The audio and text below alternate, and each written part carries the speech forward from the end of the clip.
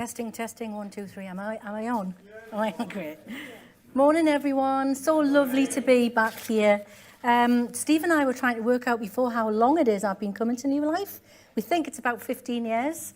And it's probably at least 3 years since I was here due to COVID and other things. But it's really lovely to be. I always feel right at home. I said to Eleanor upstairs before, you know, when you've been coming for a long time and you know people, it's not quite as scary. So I'm really, really, you know, very, very pleased to be back after a bit of a break. Funny that you mentioned the generation game this morning, Steve, because I was going to mention about Bruce Forsyth and how we always used to say on the generation game, "You're my favourite." Right. Used to say that to everybody. Some young faces here who don't know about the generation game. Well, you're my favourite, really. And, you know, partly because I've been coming for so long and I feel very loved here. But also because of this. I just, you know, I come here and I see the scope of what you're doing, and I'm just never cease to be amazed at how you fit it all in the newsletter, never mind fit it in your lives. I love to come here. You know, out of all of the churches that I've visited over the last 20 years, New Life is the one that is touching the community more than any other that I know. By far, honestly, amazing. Now, I know I said I haven't been here for a while, so I brought a little bit more with me this year. There's a little bit more around here. And there's a little bit more around here. I don't know how that happens. Yeah, exactly. So here I am in all me sort of, you know, I've come to serve you. I want to be a blessing to you. I want to encourage you, challenge maybe, but I'm here to serve you and to love you for the way that you've loved ICC over so many years. Now, David, we've mentioned already that David was here recently, and he preached a sermon and was recorded, so I listened to it. What a cracker. I mean, I've heard him speak lots of times over the years, but that was, I think, a really, really good sermon, spoken from the heart. Yeah, he's amazing. And so he was talking about justice and mercy, and really what I'm going to try and do is just add a little bit more to what he said. That, you know, it was in June, I think, when he came.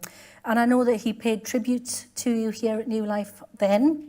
That I know that, you know, you're involved in lots of things, but perhaps sending Dave out to China all those years ago was maybe your first and longest partnership. I don't know, I'm assuming, yeah.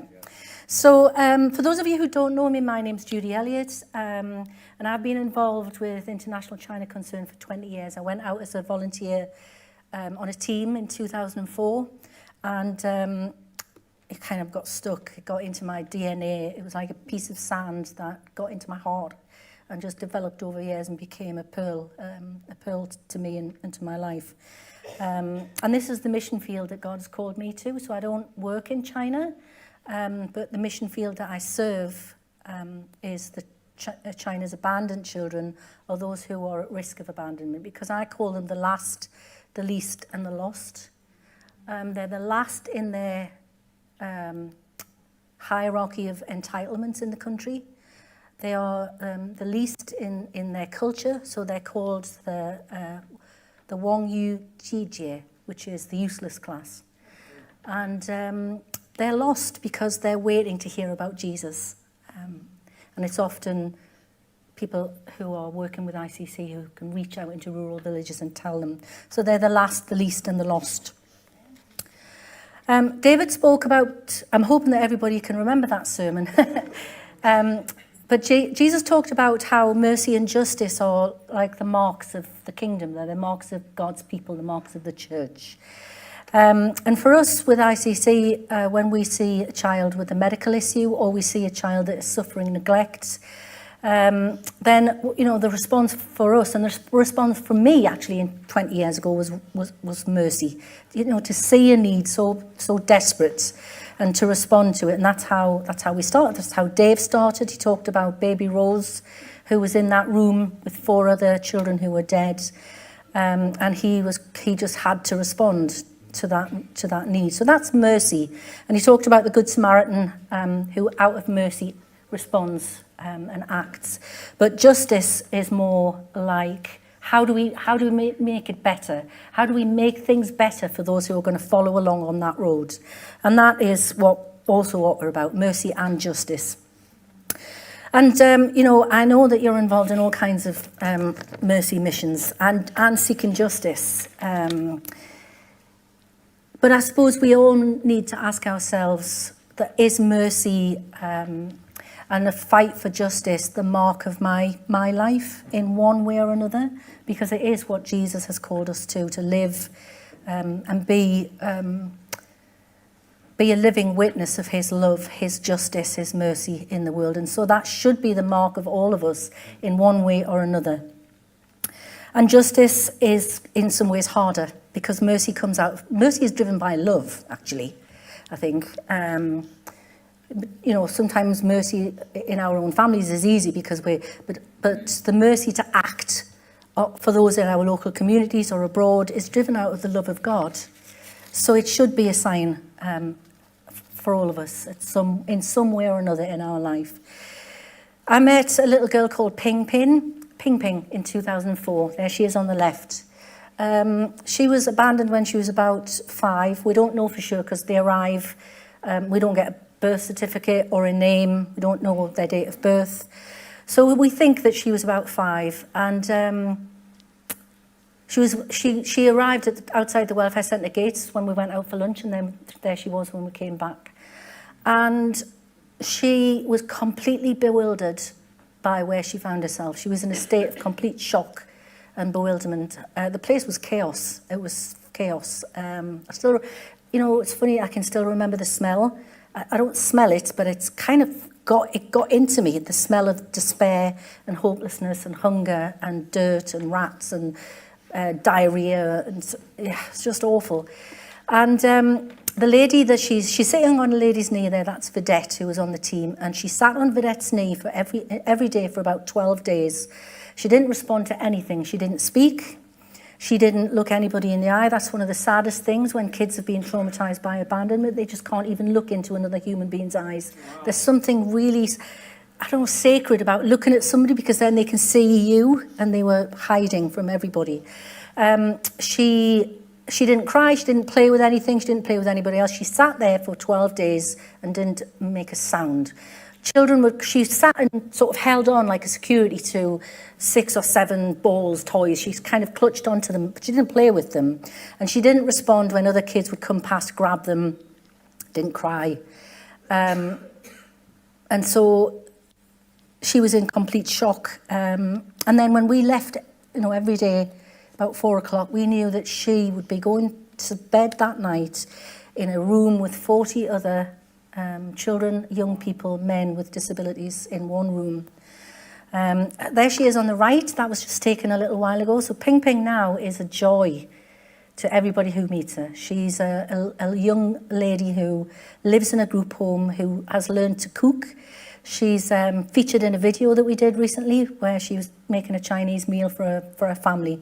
And mercy has saved that young girl and given her a full life. And it's people like you at New Life who've given and prayed and sacrificed for 30 years that have kind of brought the kingdom to her, brought the kingdom into her life.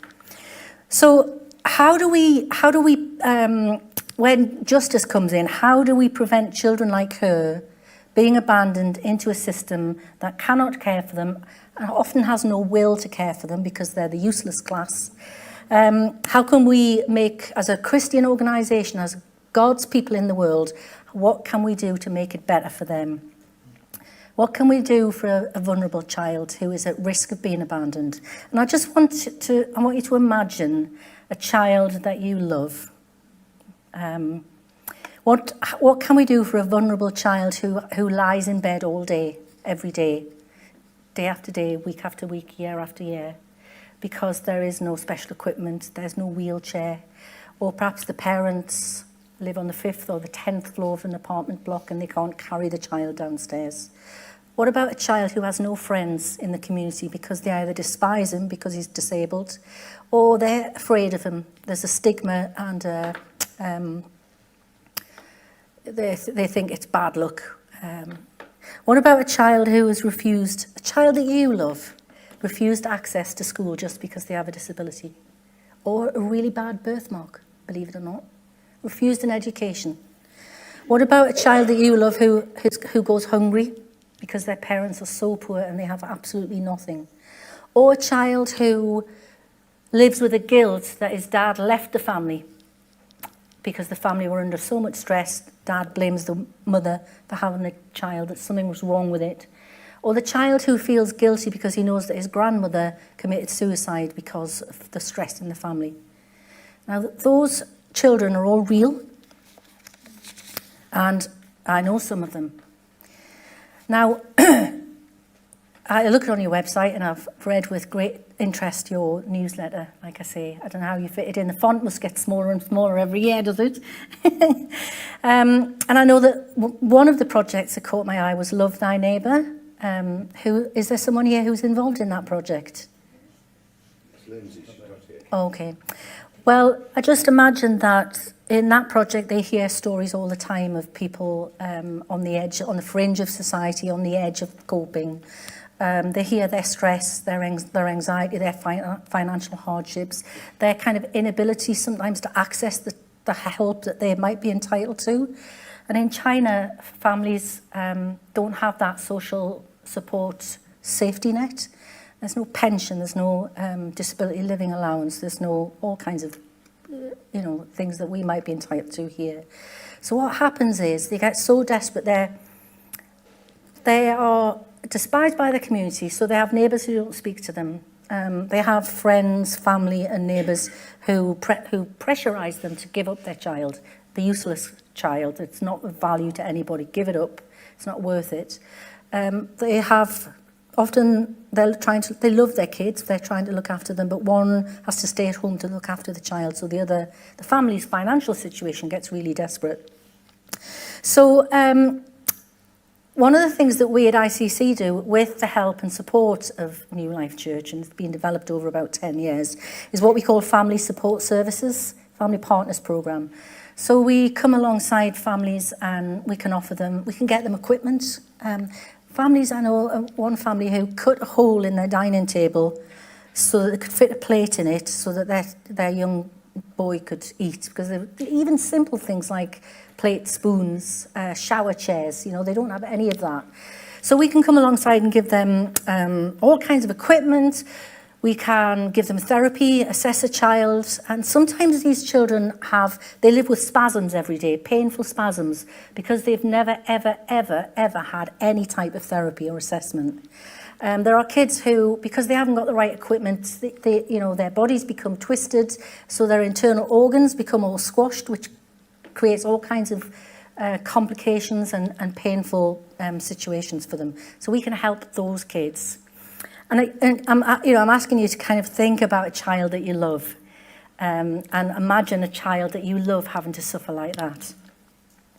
The best thing that we offer, the thing that they notice most of all, first of all, is that somebody cares. Because in that culture that they're completely bombarded by, nobody cares. Nobody cares about them. They're fools for keeping their child. There are no services for them. If there are, they don't know how to reach them. And so when they come to ICC and they come to the Family Partners Programme, sometimes it's the first time that they've ever had a sympathetic ear. We have mums crying all the time out of relief.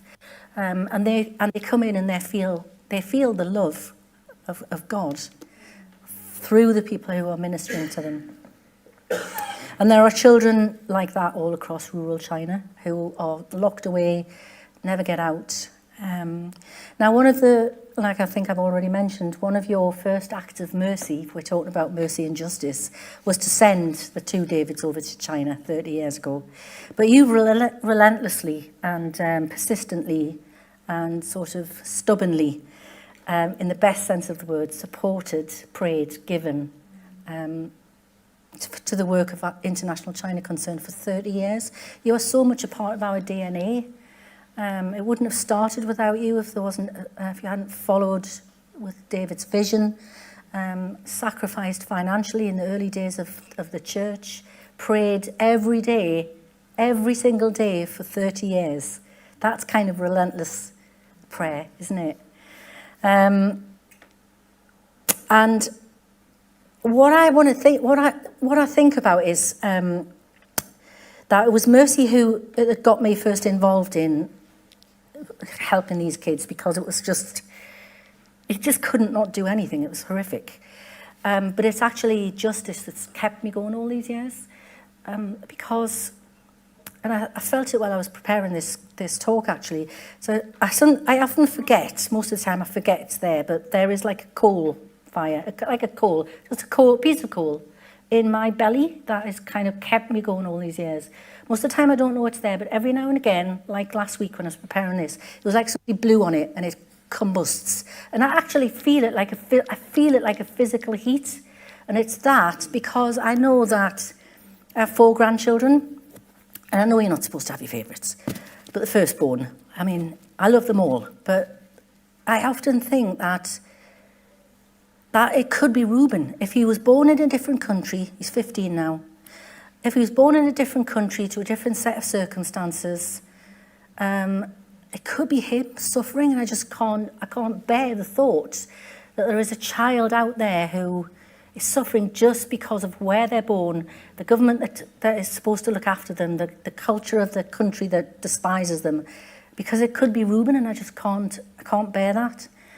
And I wonder how many of you here know or love someone, a child, a young person, or an adult with some kind of disability. How many of you know someone like that and love them? And can you imagine them suffering that prejudice and injustice? And does that stir something up in you? A love for an unknown child somewhere, an unknown young person that makes you want to do something. I'm going to read to you from Luke chapter 8. We're talking about the parable of the persistent widow, and I want to mention the granny who jumped. Now that lady, I don't know who she is. She's a widow. But the granny who jumped was a woman who had a daughter who had 2 children with disabilities. Dad left because it was the mother's fault that she'd had kids with disabilities. The old lady's, the grandmother's husband died, and she jumped off the roof of the house because she felt that she was an additional burden to her daughter, just somebody else for the daughter to have to look after. And you know, I wish that we'd been able to get to her and bring her some justice before she jumped, but there are others who might do the same. So Jesus is talking about the parable of the persistent widow. Take the glasses off to read that. Then Jesus told his disciples a parable to show them that they should always pray and not give up. He said, in a certain town there was a judge who neither feared God nor cared what people thought. And there was a widow in that town who kept coming to him with the plea, grant me justice against my adversary. And for some time he refused. But finally he said to himself, even though I don't fear God or care what people think, yet because this widow keeps bothering me, I'll see that she gets justice, so she won't eventually come back and attack me. And the Lord said, Jesus said, listen to what the unjust judge says. And will not God bring about justice for his chosen ones who cry out to him day and night? Will he keep putting them off? I tell you, he will see that they get justice, and quickly. And that widow was looking for justice and for someone to help her. Working for justice, making mercy, making the way better for others, requires a relentless pursuit and persistent stubbornness to not give up. So in that parable, Jesus is talking about what they call the quartet of the vulnerable. Do not mistreat or oppress a foreigner, for you were foreigners in Egypt, which is Exodus. Do not take advantage of the widow or the fatherless. If you do, they'll cry out to me and I will surely hear them. I know that the Lord secures justice for the poor and upholds the cause of the needy. Psalm 140, verse 12. The ones who have very little power in society are vulnerable to all kinds of injustices. Foreigners, widows, orphans, poor. And like Steve said, mentioned in the prayers, we can't help but think about the Israelis grieving an unjust loss of their loved ones, or the Palestinian civilians being bombed out of their homes and not able to get water or food or medicine. Ukrainian civilians fighting an oppressor. What about the woman who's been raped and can't get access to an abortion? Or the unborn child? What about the refugees, the boat people, seeking safety or a future? Now, don't assume why my political stance is on any of those things. That would be dangerous for all of us. But I think, yeah, there's a lot of, on social media, in the papers, on the news, and in conversations sometimes where the language that I hear from people of different stances is not a mark of mercy. Yeah? You'll know what I mean. Coming down on a side, pro-life, pro-choice, as if there's not something in the middle. And do these people all not deserve justice in some way or other? So I would say a challenge to all people is that whatever language, wherever we sit on the political spectrum, that our words around these people and for these people must have a mark of mercy. They must. So Jesus chooses the widow because she's got no husband. She has no standing in the culture. She hasn't got any rights. And the people group that we're most familiar with are children who have either been abandoned or they are at risk of being abandoned because their parents are just at the end of their tether. I think it's very hard for us to imagine what that would be like, to think that things are so bad and so desperate that you would give up your child. But that's what happens because they haven't the finances, the pressure, the stigma, the shame, all of those things. And Jesus is saying that we need a relentless faith. We need relentless faith, a relentless prayer life, and a relentless hope and trust that God's kingdom will prevail. And I've got a great story to tell you about relentlessness in Changsha. So Changsha is our oldest project, and it's one that you would have started and been involved in, and sponsor, actually, Fushan and others in Changsha. And in 2019, the government decided that all of our over 18s would be moved, or a group of our over 18s were going to be moved from their loving home that they'd grown up in for most of their life, that they were going to be moved from there into a government welfare centre. A government welfare centre that does not have the same the same love for these kids, young people, the same services, the same facilities. They were moved from a flat where there were 7 or 8 of them who would live together for years, brothers and sisters, and they were have any choice in the matter. They were 18 and they were intellectually able to make choices about their future, but they had no choice about where they were going to live, and so they were taken away from people that they loved and unlovely. Now, can you imagine that person that you love, that child or that person with a disability, having their choice taken away from them? I feel that, it's just not right. So our three Chinese staff, many of our Chinese staff are Christians, they were told they wouldn't be able to visit. They were all taken away on buses, crying when they went, taking their Bibles with them, giving away their hair clips, and little trinkets to everybody else, but taking their Bibles with them because they trust that God will go with them when they go there. And 3 of our staff decided that they would go to the welfare centre. So they went every week for months and months and months.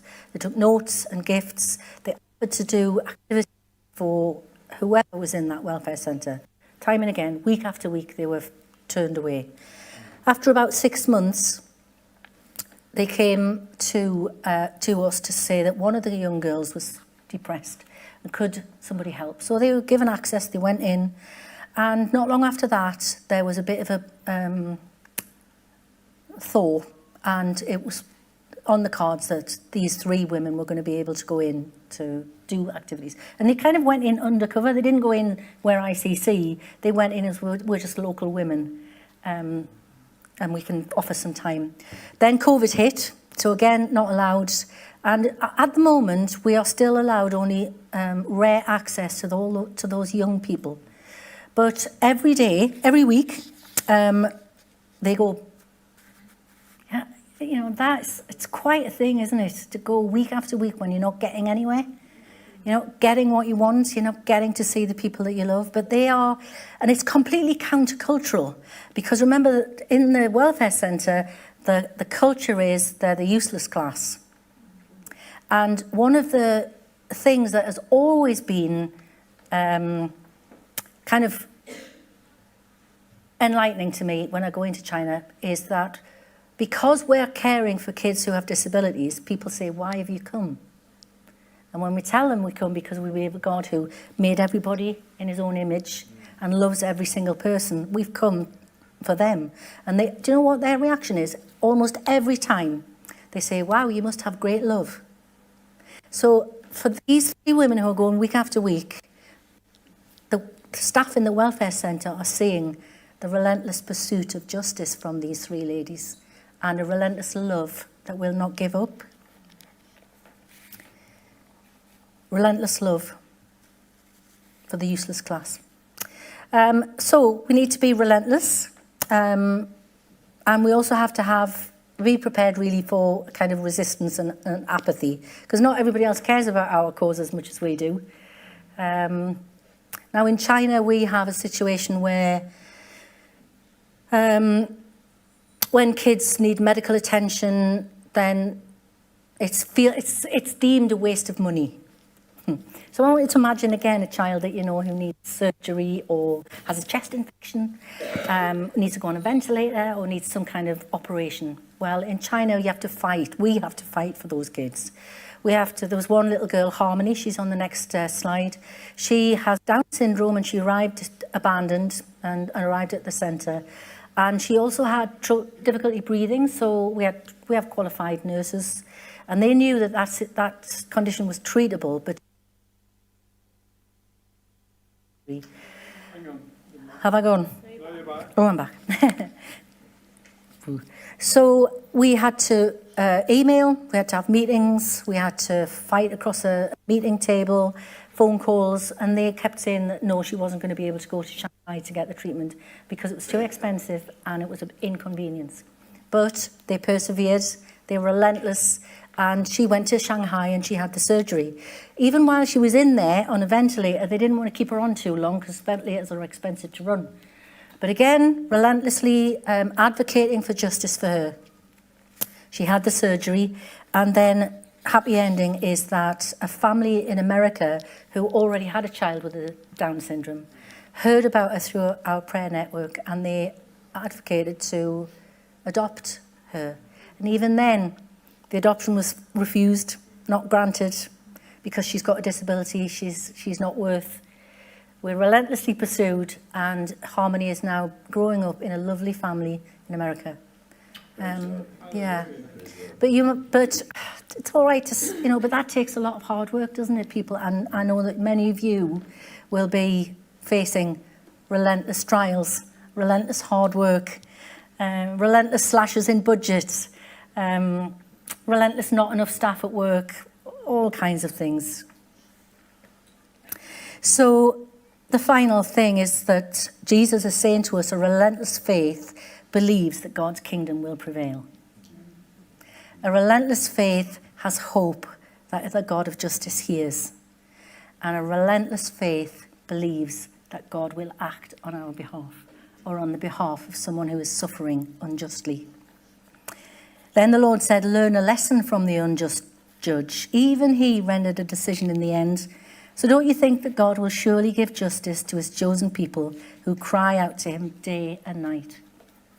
And she only says 5 words in the story. It's not that she was had prepared a speech or was eloquent or well-educated. She just got on his wick. She just got on his wick until he gave up. So I want to ask you, in your situation, whatever that is, do you still have hope that the kingdom will prevail? Yeah.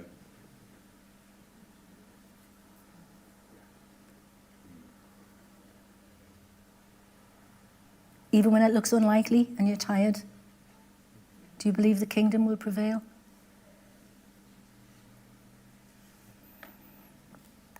Not everyone has a huge faith all the time. Yeah.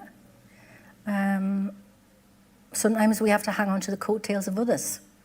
And I can tell you that over the last 5 years, after nearly 20 years of working with ICC, it's always been hard, but it just gets harder. And over the last 5 years, there have been times when I've felt that, it's too hard. There are less than 4 of us in the office. We're stuck in, you couldn't be further north. I'm about 50 miles away from the Scottish border. You can't get any further away from where it all happens than where I am in the northeast. You can't recruit staff because we want Christian staff, and it's just, there's never enough money, there's never enough people, where it's just really hard. And I've thought over the last 5 years, wow, I'm really tired. It's exhausting. At the end of last year, I was probably nearly burnt out, actually. It's really stressful, and it's often scary. Coming here, I don't do a lot of public speaking, but I have done a lot over the years. But you're still are petrified when you go anywhere. You're still really, really scared. It's just really hard work, and it's tiring. And sometimes I even ask myself, is what we're doing enough? It's so big. Does it really matter? Yeah, sometimes I ask myself that. So sometimes I talk to David. I talk to him regularly, but sometimes I talk to him about how I'm feeling. And, having somebody who listens to us, someone who believes in me or you, or someone who believes in our cause, and listens to our doubts and our struggles and our exhaustion. Do you have somebody like that in your faith journey? Because what Dave does is he points me back to Jesus, puts it all in perspective, points me back and reminds me that I'm called. And he reminds me about what God can do in and through me. And sometimes we need people like that. So I'm asking, do you have somebody in your life that you could talk to about that? Somebody who will, whatever the difficulty, will point you back to Jesus to remind you what he can do in and through you.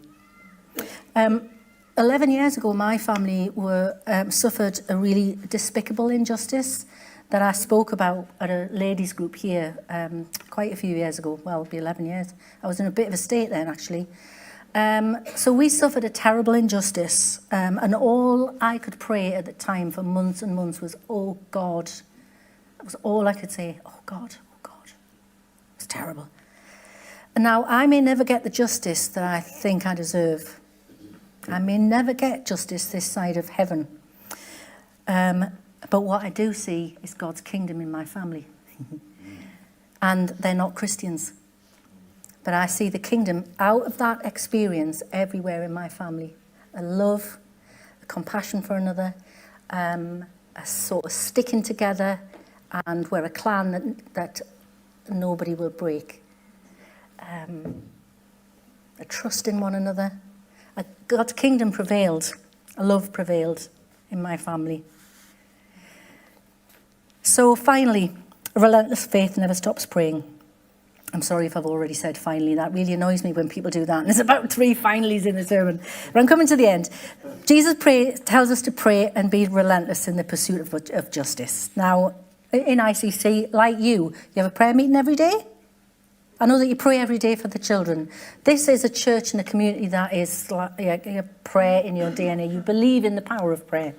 You pray for everything, and you do that relentlessly for the same things year in, year out. Amazing. And we have, and we do that. We pray. We can't do any of this without praying, because it's too big. It's too tiring. There's not enough people. It's a great big country, hundreds and thousands of people with disabilities. And every year, when I get to the end of my year, I think, how the heck did I do that? It's a reminder every year that I just need to trust God and he'll deliver.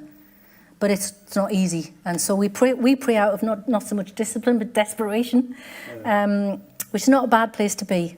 And perhaps because there's not enough, because there are not enough of us, because there's not enough money, because there's not enough of anything, that kind of keeps us on our knees. We can never get complacent because it's just too big. So I want to say that when we're facing challenges and obstacles, that Jesus is not berating us or nagging us to have more faith, to pray more. Do you know, there's a lot of Protestant work ethic that in evangelical, what you hear. I mean, over the years, I've felt guilty many times listening to a sermon that I didn't pray enough or I didn't read my Bible enough. But that's not what I hear when I read these verses from Jesus. What I hear is him saying, don't give up. Keep going. Don't give up. Keep trusting. Keep praying. And will the God who loves you not act on your behalf? Don't give up. Keep going. Now I've lost, so yeah, here we go. Not all of us are involved in those big matters of justice, those big sort of global, things that we've talked about. But most of us have suffered an injustice of one kind or another in our family or our workplace. And often that's worse because it's people we love and trust right on the doorstep. And I do just want to say some things about that. And that comes out of wisdom and age. By the time you get 61, you get to be a little bit wise. I would say that there are some choices that we have when we're in a situation where we're being hurt or there's an injustice right on our doorstep. I think if the thing is so hurtful, harmful, or risks a relationship with someone, then sometimes the best thing to do is to tackle it, have an honest conversation with somebody.